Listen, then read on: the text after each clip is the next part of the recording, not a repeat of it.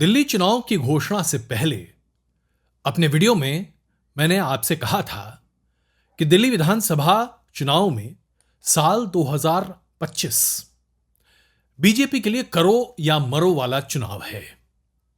जीत के प्रबल दावेदार के तौर पर आम आदमी पार्टी के पास तीसरी बार सरकार अपने दम पर बनाने का मौका है।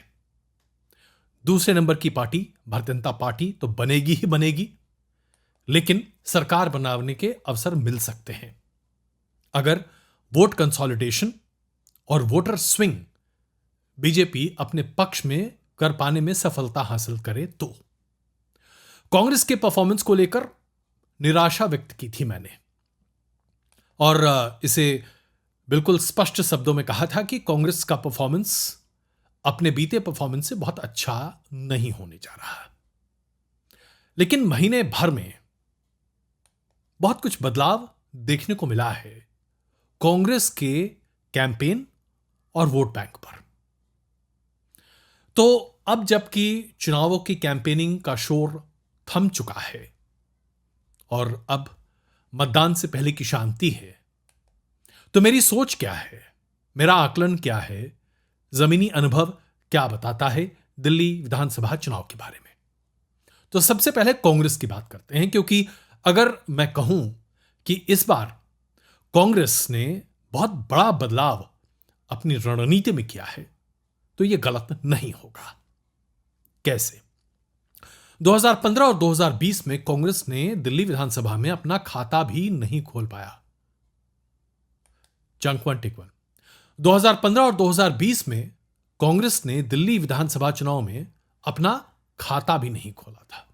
बहुत ही निराशाजनक प्रदर्शन करने वाली कांग्रेस मुझे लगता है कि इस बार अपनी उम्मीदों से भी अच्छा परफॉर्म कर सकती है। वो इसलिए क्योंकि अगर आप कैंडिडेट सिलेक्शन की बात करें तो कांग्रेस ने बहुत बुद्धिमानी दिखाई है। एक अपनी प्रेजेंस मार्क कराने की पूरी कोशिश कांग्रेस ने की है। हाई प्रोफाइल कॉन्स्टिट्यूएंसीज में अच्छे, दमदार और सार्थक उम्मीदवार खड़े किए गए हैं।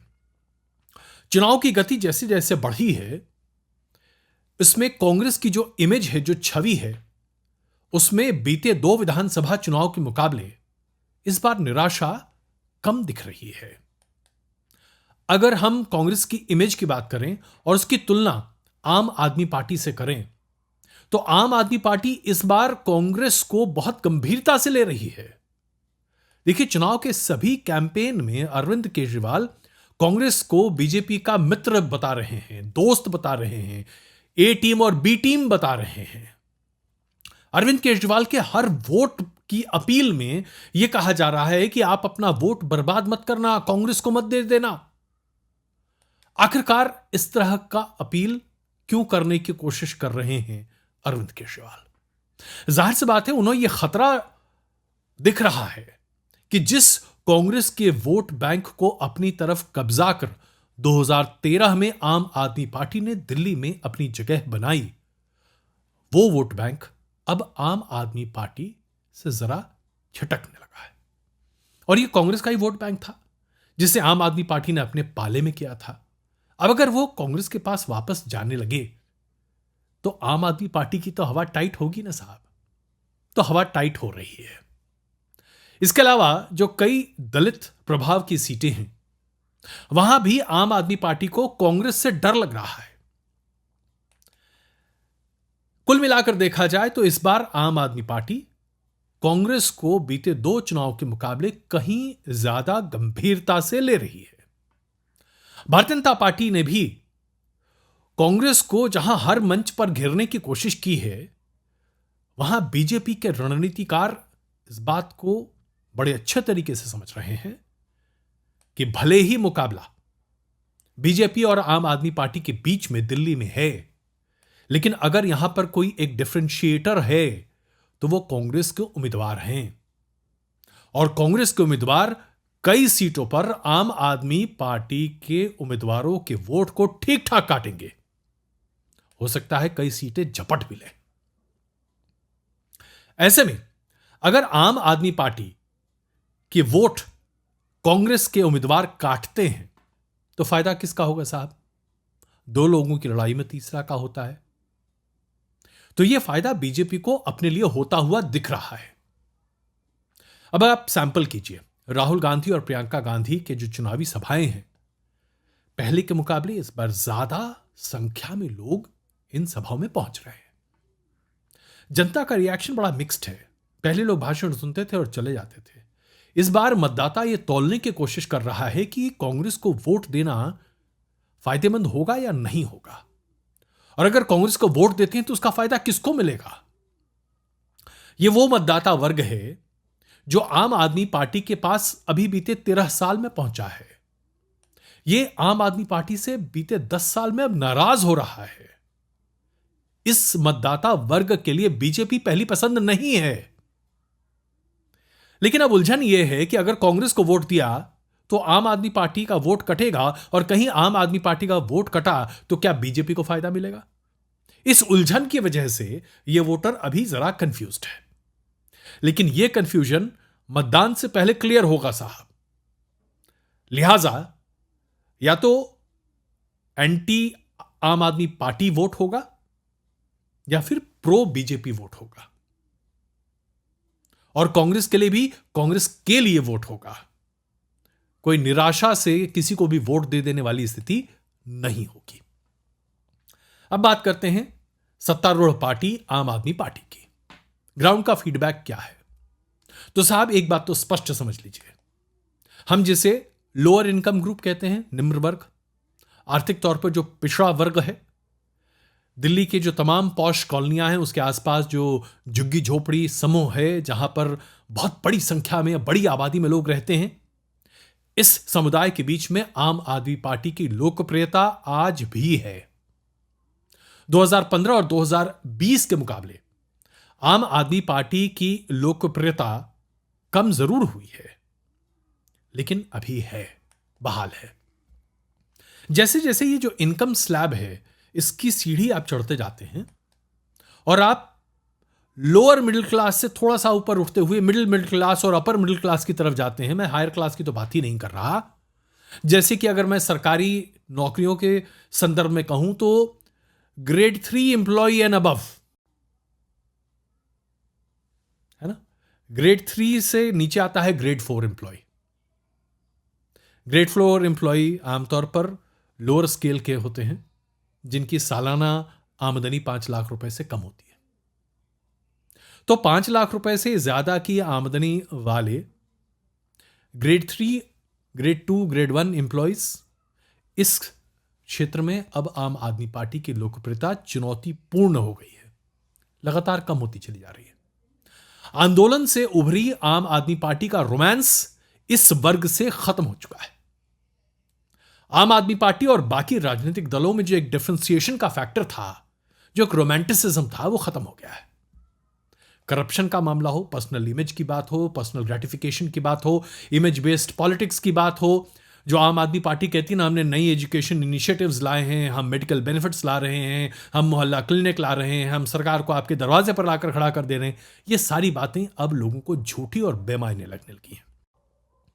रेवड़ी पॉलिटिक्स से जो फायदा आम आदमी पार्टी को ग्रेड 4 एम्प्लॉय या उसके नीचे के तमाम लोगों से मिलता है, वो फायदा मिलेगा, मिल रहा है, लेकिन उसके ऊपर नहीं। रेवड़ी पॉलिटिक्स का एक बहुत बड़ा हिस्सा ग्रेड 3 और ग्रेड 2 एम्प्लॉयज के पास भी है साहब। यहां पर आम आदमी पार्टी के लिए एक फिक्स है, एक प्रॉब्लम है, और इस प्रॉब्लम को आम आदमी पार्टी अभी नहीं दुरुस्त कर पा रही है। वो जो चार्म है ना अरविंद केजरीवाल का, वो जो इनोसेंस थी, अब वो नहीं है। लोग उन्हें अब राजनेता के तौर पर देखते हैं, और आम आदमी पार्टी एक राजनीतिक दल है, ठीक वैसे ही जैसे कि BJP, Congress, Samajwadi party, Trinamool Congress, RJD, तमाम देश की पार्टियां। इसके साथ साथ जो पुरवैया वोट है, जिसे लेकर खूब खींचतान मच रही है और जिसके वोट के दम पर पहले कांग्रेस दिल्ली के चुनाव जीता करती थी और अब आम आदमी पार्टी दिल्ली के चुनाव जीतती है, इस पुरवैया वोट बैंक में भी अब बंटवारा हो गया है। आम आदमी पार्टी के नेताओं के कुछ कमेंट्स जो पुरवैया वोटर्स के बारे में आए, तिरस्कार वाले, वो अब धीरे धीरे लोगों को काटने लगे हैं। एक टीवी शो देख रहा था, उसमें एक पुरवैया व्यक्ति की टिप्पणी बहुत कुछ कह गई। वो टिप्पणी मैं दोहरा रहा हूं। उन्होंने कहा, दिल्ली में सरकारी नौकरी करने 35 साल पहले आया था। आज भी हमें दिल्ली वाला नहीं माना जाता, हमें पुरवैया कहा जाता है, हम बाहरी हैं। यह बंटवारा आम आदमी पार्टी ने हमारे साथ किया है। हरियाणा के रहने वाले, वहां की पैदाइश वाले अरविंद केजरीवाल दिल्ली वाले, और हम बिहार की पैदाइश वाले 35 साल के बाद भी दिल्ली वाले नहीं, हम आज भी बाहरी। ये कैसे? देखिए, ये सेंटिमेंट जो है ना, ये पुरवैया मतदाताओं को बहुत बड़े पैमाने पर चुभ रहा है कि उन्हें दिल्ली वाला क्यों नहीं कहा जाता, वो पुरवैया क्यों है।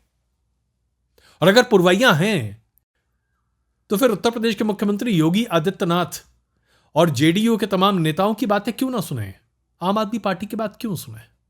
ऐसे भी उन्हें कोई तवज्जो तो देता नहीं। देखिए, घोषणाओं की बौछार से पुरवैया मतदाता, जो कि आमतौर पर labour class, self employed class, बड़े पैमाने पर एनसीआर के क्षेत्र में और खास करके दिल्ली में है, आज वो बतौलेबाजी से जरा ऊब सा गया है। मुफ्त की बिजली, मुफ्त का पानी, ये सारी चीजें तो अब स्वीकृत हैं क्योंकि सभी पार्टियां अब इसको अनाउंस कर रही हैं। अब लोगों को और सुविधाएं चाहिए।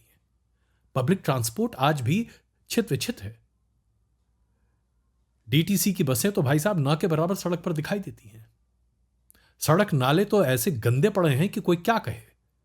जल भराव की स्थिति दिल्ली में इतनी भयानक होती है कि बारिश के मौसम में लोगों को लगता है वो किसी गांव क्षेत्र में रह रहे हैं। ट्रैफिक जैम पूरे शहर को जकड़े रखे हुए है। कूड़े का ढेर तमाम कंस्टिट्यूएंसीज में आपको हर जगह दिखाई देता है।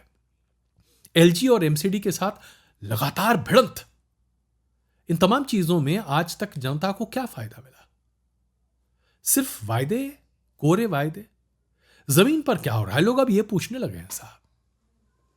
ऐसे में वो जो एक ऑल्टरनेटिव स्विंग पॉलिटिक्स जो हमने बड़े पैमाने पर 2014 और 2019 के लोकसभा के चुनाव के बाद देखा, जहां लोकसभा के चुनाव में आम आदमी पार्टी की हालत पतली हो जाती थी, लेकिन जैसे ही दिल्ली के विधानसभा के चुनाव 2015 और 2020 में हुए, आम आदमी पार्टी बंपर वोट शेयर के साथ सरकार बना रही थी। आज वो वोट स्विंग पूरे तरीके से होता हुआ नहीं दिख रहा है साहब। आम आदमी पार्टी के फेवर में वोटर स्विंग में गिरावट की गुंजाइश बड़े पैमाने पर दिख रही है। और यहीं पर पेंच है। अगर यह वोटर स्विंग एंटी इनकम्बेंसी को साथ में लेता हुआ 8 से 9% एंटी आप हो गया, तो फिर आम आदमी पार्टी का गेम ओवर है। यानी कि आम आदमी पार्टी के लिए यह अपने एग्जिस्टेंशियल चुनाव के तौर पर है। या तो आम आदमी पार्टी है, या यह चुनाव में अगर सरकार ना बना पाई तो इसके बाद खत्मे के रास्ते पर। अब आइए इसी को जरा एक्सटेंड करते हैं ताकि हम बीजेपी का खेल आपके सामने समझा सकें। ऐसा लग रहा था कि बीजेपी इस चुनाव में जोर शोर से उतरी तो जरूर, लेकिन चुनाव की घोषणा के बाद कैंपेन में दम नहीं दिखाई दे रहा था। बयानबाजी तो खूब हो रही थी साहब, लेकिन वो दिल्ली के स्थानीय नेताओं के स्तर पर थी। नेशनल फर्वर, जोश जो बीजेपी का होता है ना, वो शुरू में नहीं दिखाई दे रहा था। लेकिन बीते 15 दिनों में भारतीय जनता पार्टी ने समा बांधने की पूरी ताकत लगाई है और अपनी ताकत झोंकी है। प्रधानमंत्री नरेंद्र मोदी के भाषणों का असर दिख रहा है। गृह मंत्री अमित शाह जी तोड़ मेहनत कर रहे हैं, पार्टी अध्यक्ष जेपी नड्डा भी लगे हुए हैं, और संघ परिवार के घटक दल लगातार डोर टू डोर कैंपेन कर रहे हैं। और इस सब के बीच में रेवड़ी, जो कि प्रधानमंत्री से लेकर बीजेपी के सभी नेताओं के लिए एकदम डिस्पिकेबल वर्ड है, रेवड़ी पॉलिटिक्स में माहिर होने की बीजेपी कोशिश कर रही है। भाई, वायदों की तो झड़ी लगा दी बीजेपी ने। इतने वायदे तो आम आदमी पार्टी ना कर पाए जितना बीजेपी कर रही है। आप सोचिए, प्रधानमंत्री ने साफ तौर पर कहा है ना, झुग्गी झोपड़ी नहीं टूटेगी। महिलाओं को 60 साल की उम्र तक जब होंगी तब तक 2,500 रुपए प्रति माह सरकार बनने के पहले कैबिनेट मीटिंग के बाद बीजेपी की सरकार देगी। हेल्थ बेनिफिट्स, नौजवानों को रोजगार, दलितों को सम्मान, ये सारी बातें बीजेपी कर रही है। जिस रेवड़ी के बारे में बीजेपी बात नहीं करना पसंद करती, आज उस रेवड़ी की प्रथम पैरोकार के तौर पर सामने है। इसके अलावा अरविंद केजरीवाल को घेरने के लिए शीश महल, करोड़ों के पर्दे, लाखों का कमोड या टॉयलेट, शराब घोटाला, घोटालों का सरदार, इस तरह की कई बातें सामने रखी जा रही हैं जो कि लोगों के दिमाग पर, उनके वोटिंग पैटर्न पर एक डेफिनेटिव प्रहार करता हुआ लगातार चंक ले रहे हैं। यहां पे इन तमाम बातों का एक डेफिनेटिव प्रहार होता हुआ दिखाई दे रहा है और ये अपने आप में बीजेपी की एक बहुत ही डेफिनेटिव स्ट्रैटेजी दिखाई दे रही है। देखिए, इस बार बीजेपी ने अपनी स्ट्रैटेजी में बहुत बड़ा बदलाव किया है। बीजेपी इस बार अरविंद केजरीवाल को घेर रही है, ललकार रही है, लेकिन उनकी छवि को बीजेपी ये कह रही है कि आम आदमी पार्टी, अरविंद केजरीवाल दीनहीन नहीं है, वो एरोगेंट नहीं है। यानी कि जो बीजेपी का एक एरोगेंस से भरा हुआ कैंपेन हमने 2015-2020 में देखा था, वो इस बार नहीं होता दिखाई दे रहा। और आम आदमी पार्टी और अरविंद केजरीवाल की जो एक कोशिश रहती थी ना कि वो अपने आप को दीनहीन दिखा पाए, वो इस बार नहीं कर पा रहे हैं। लिहाजा बीजेपी ने इस बार बहुत सोच समझकर अपनी रणनीति बदली है और यह रणनीति उनके लिए काफी कारगर साबित हो सकती है। तो निष्कर्ष क्या निकलता है साहब? निष्कर्ष में सबसे पहली बात, पॉइंट नंबर 1, अगर आम आदमी पार्टी के खिलाफ 7 से 9% का वोट स्विंग देखने को आपको मिल जाए तो आप तय मानिए कि बीजेपी के पास सरकार बनाने की पूरी कोशिश होगी और शायद दिल्ली का खेल बदल सकता है। लेकिन अगर यह वोट स्विंग नहीं हुआ तो आम आदमी पार्टी सरकार बनाने की स्थिति में काफी मजबूत दिखाई देगी। अब इसके साथ साथ दूसरा प्रेडिक्शन, कांग्रेस पार्टी इस बार दिल्ली में गेम चेंजर की भूमिका में आने वाली है। कांग्रेस पार्टी को अभी तक मेरा यह मानना था कि अच्छे परफॉर्मेंस न होने की वजह से खाता खोलने में मुश्किल आएगी, लेकिन अब यह मैं कह सकता हूं कि कांग्रेस पार्टी 10 सीटों तक जीत सकती है दिल्ली में। और अगर कांग्रेस पार्टी 10 सीटों तक जीत गई दिल्ली में तो यह जीत उसे आम आदमी पार्टी के ऊपर मिलेगा। ऐसे में नुकसान आम आदमी पार्टी का है और फायदा बीजेपी का होने वाला है। तो यह एक डायनेमिक्स आपको सामने देखने को मिल सकता है। और सबसे बड़ी बात, आम आदमी पार्टी अगर अपने वोट बेस को रिटेन कर पाती है और लोअर क्लास को अपने पक्ष में रख पाती है, ठीक वैसे ही जैसे कि ममता बनर्जी ने पश्चिम बंगाल में किया है, और चुनाव दर चुनाव उनका वोट कंसोलिडेशन लोअर क्लास में सबसे ज्यादा है, सघन है, तो फिर आम आदमी पार्टी इस बार रेवड़ी पॉलिटिक्स के डॉन के तौर पर दिल्ली में दिखाई देगी और इसे राष्ट्रीय स्तर पर रिप्लिकेट करने की पूरी कोशिश करेगी। उसका रेलेवेंस भी बढ़ेगा, ऑपोजिशन में आम आदमी पार्टी का वेटेज भी बढ़ेगा। लेकिन अगर वोट स्विंग एंटी इनकम्बेंसी को मिलाकर आम आदमी पार्टी के खिलाफ जाता है, जिसकी संभावनाएं प्रबल दिख रही हैं, तो आम आदमी पार्टी को इस बार जबरदस्त नुकसान हो सकता है और एग्जिस्टेंशियल क्राइसिस भी हो सकता है। कांग्रेस का वोट शेयर अगर डबल से ऊपर हो जाता है और सीटें 10 के आसपास या उसके नीचे रहती हैं, तो जैसा मैंने कहा, इट इज एडवांटेज बीजेपी। लेकिन अभी चुनाव से पहले, मतदान से पहले मैं यह कह सकता हूं कि अभी 55% आम आदमी पार्टी की सरकार बनने के चांसेस हैं, 45% बीजेपी की अगुवाई की सरकार बनने के चांसेस दिल्ली में हैं। लेकिन यह मैं आपको आज कह दे रहा हूं, मतदान के दिन मतदाता डेफिनेटिव मन से मतदान करेगा और उस दिन ये जो 5-7% का जो डिफरेंस आपको लग रहा है वो नहीं होगा। या तो मतदाता आम आदमी पार्टी को वोट करेगा और वो डेफिनेटिव पूर्ण बहुमत की सरकार बनाएंगे, या मतदाता वोट स्विंग के आधार पर बीजेपी के नैरेटिव को मानते हुए बीजेपी को वोट करेगा और बीजेपी की सरकार एकदम स्क्रैच लेवल पर बनेगी, मार्जिनल सरकार लेकिन बनेगी। और नहीं तो फिर त्रिशंकु विधानसभा की कोई स्थिति नहीं होगी। कांग्रेस इस स्थिति में नहीं पहुंचेगी जिसकी वजह से दिल्ली में त्रिशंकु विधानसभा की स्थिति हो। तो कोई खरीद फरोख्त या इस तरह की कोई बात हो, ऐसा मुझे नहीं लगता। सरकार या तो बीजेपी की होगी या आम आदमी पार्टी की। वोटर इसको तय करके आएगा और वोटर का मतदान करने का तरीका देश की पूरी पॉलिटिक्स को समझाएगा। और इसमें 3 प्रमुख बातें हैं जो निकल कर आएंगी। नंबर 1, रेवड़ी पॉलिटिक्स का भविष्य किस दिशा में होगा, यह दिल्ली का विधानसभा चुनाव तय करेगा। नंबर 2, माइनॉरिटी मतदाता कांग्रेस में अपना कितना विश्वास जताता है और रीजनल पार्टीज में, जो कि अभी खैर आम आदमी पार्टी के कॉन्टेक्स्ट में कि नेशनल पार्टी है, वो रीजनल पावर को कितना अपनाता है। और तीसरा, दलित मतदाता क्या अभी भी बीजेपी से रूठा है। इन 3 सवाल का जवाब 8 तारीख को जरूर मिलेगा।